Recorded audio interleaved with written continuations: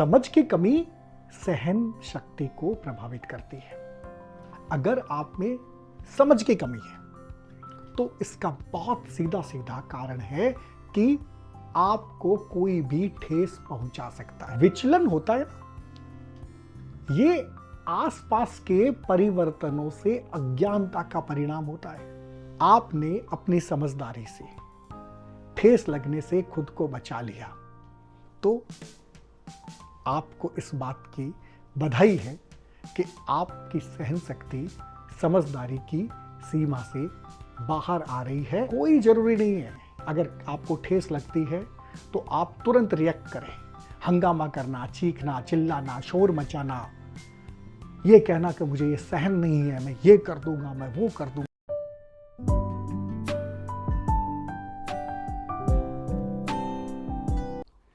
एक ऐसा समय है जब सबसे बड़ी परेशानी इस बात की है कि किसी ने किसी को ठेस लगा दी। सबसे बड़ी शिकायत इस बात की है कि आपकी वजह से किसी को इतनी ठेस लगी कि वो फिर उबर ही नहीं पाया। इस ठेस लगाने की जो प्रवृत्ति है ये शायद जानबूझ करके कोई करता भी नहीं है, मजाक में हो जाती है, सामान्य बातचीत में हो जाती है, लेकिन इसके परिणाम बहुत लंबे होते हैं, बल्कि खतरनाक होते हैं। बरसों के संबंध इस एक ठेस की वजह से खत्म हो सकते हैं।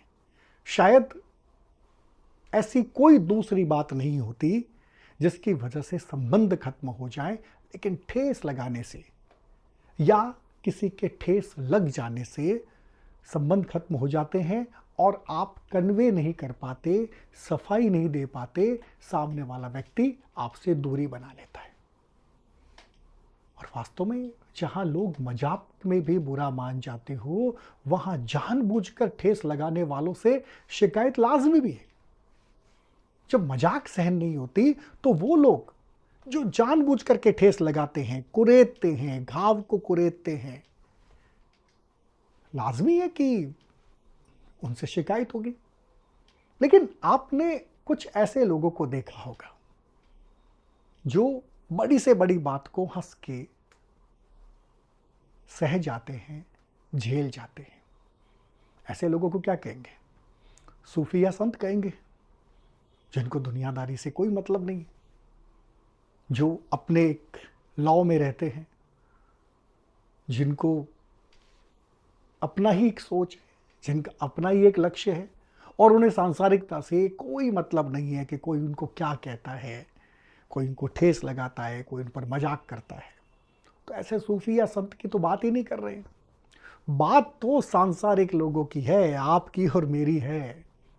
हम जो रोज रिश्तों में जीना चाहते हैं, संबंधों में रहना चाहते हैं, हंसना चाहते हैं, खिलखिलाना चाहते हैं, शेयर करना चाहते हैं एक दूसरे के सुख दुख को, वहां पर अगर कुछ ऐसे लोग आपको मिलते हैं जो बड़ी से बड़ी चीज को सह जाते हैं, तो या तो वो लोग बहुत समझदार हैं और या बड़े डिप्लोमेट, बड़े कूटनीतिक। हाँ, समझ की कमी सहन शक्ति को प्रभावित करती है। अगर आप में समझ की कमी है तो इसका बहुत सीधा सीधा कारण है कि आपको कोई भी ठेस पहुंचा सकता है। लेकिन अगर आप में समझदारी है तो आप क्या करेंगे? बजाय अपने आप को ठेस लगाने के, किसी के कहे से प्रभावित होने से, आप थोड़ा सा एक ऐसा रास्ता बना लेंगे जहां से आप अपने को बचा सकें। क्योंकि ये जो विचलन होता है ना, ये आसपास के परिवर्तनों से अज्ञानता का परिणाम होता है। अगर आपको अपने आसपास होने वाले परिवर्तनों की जानकारी नहीं है तो आप फिर परिस्थितियों से विचलित होंगे। और वही बात है,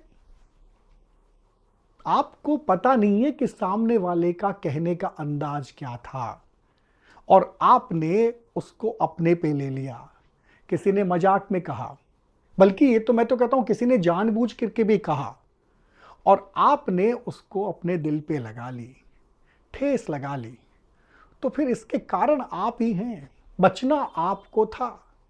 और अगर आपने अपनी समझदारी से ठेस लगने से खुद को बचा लिया तो आपको इस बात की बधाई है कि आपकी सहन शक्ति समझदारी की सीमा से बाहर आ रही है और अब आपको कोई भी ठेस नहीं लगा सकता।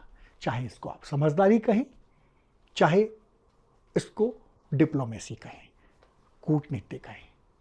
बेसिकली अगर आपको ये लगता है कि आप इन दोनों में से किसी भी रास्ते पर हैं, तो कम से कम इतना तो साफ है कि आपको खुद को बचाने की कला आ गई है। अगर आप वहां से निकल रहे हैं तो हार नहीं रहे हैं। अगर किसी ने आपको ठेस लगाना चाहा और आपने उसको ठेस लगा दी तो संबंध तो खत्म हुए ना, और ये पूरा का पूरा समय संबंधों का है। तो आप वहां से हटे, इसका मतलब है कि आपने अवसर लिया। आप इसको पहचानने के लिए, समझने के लिए, जानने के लिए यह अवसर लिया कि जिसे मैं ठेस समझ रहा हूं वो वास्तव में क्या थी। क्या एक अचानक से निकला हुआ कोई शब्द था? क्या ये मजाक थी या जानबूझ करके किया गया प्रहार था? तो ऐसी परिस्थितियों में जो लोग अपने आप को बचा लेते हैं, आज के समय में उनको सल्यूट करना चाहिए। चाहे वो समझदार हैं, चाहे वो डिप्लोमेट हैं, चाहे वो कुछ भी हो सकते हैं, लेकिन कम से कम ये है कि वो अपने लिए एक ऐसा अंत तय नहीं करने देते किसी को भी कि कोई चाहे और उनको फेल कर दे। कोई जरूरी नहीं है, अगर आपको ठेस लगती है तो आप तुरंत रिएक्ट करें। हंगामा करना, चीखना, चिल्लाना, शोर मचाना, ये कहना कि मुझे ये सहन नहीं है, मैं ये कर दूंगा, मैं वो कर दूंगा। पहले धैर्य से, शांति से, संयम से एक अन्वेषण का मार्ग स्वीकार करें। आखिर ऐसा हुआ क्यों?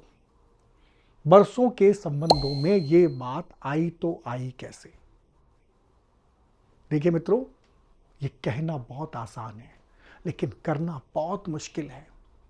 ये कहना कि आप संयमित हो जाइए, आप सहज रहें, ये बहुत आसान है, लेकिन वास्तव में एक ऐसे क्षण में जब आपके सीधे लगती है, आप अगर रिएक्ट नहीं करते हैं तो वाकई आपने अपने आप को साध लिया है।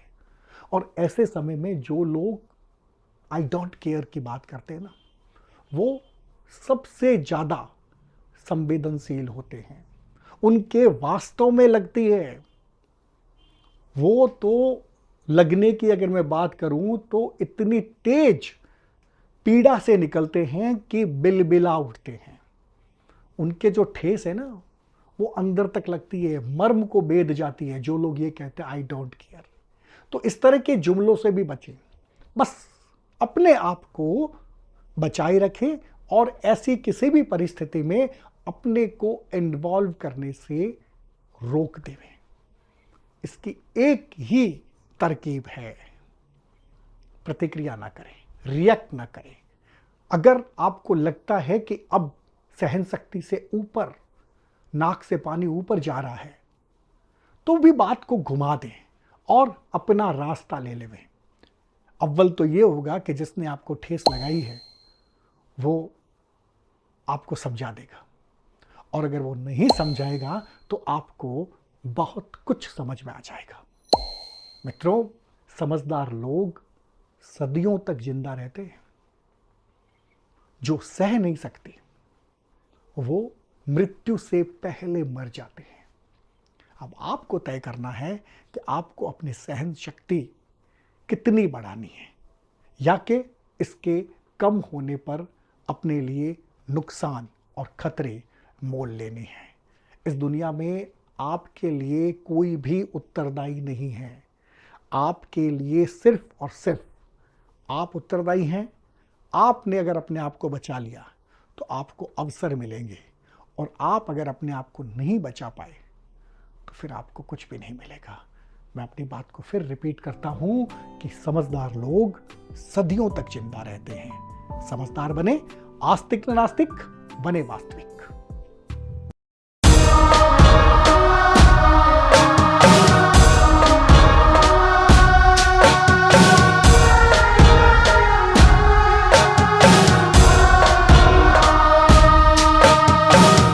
अंधेरा आज हम तो जीत लेंगे।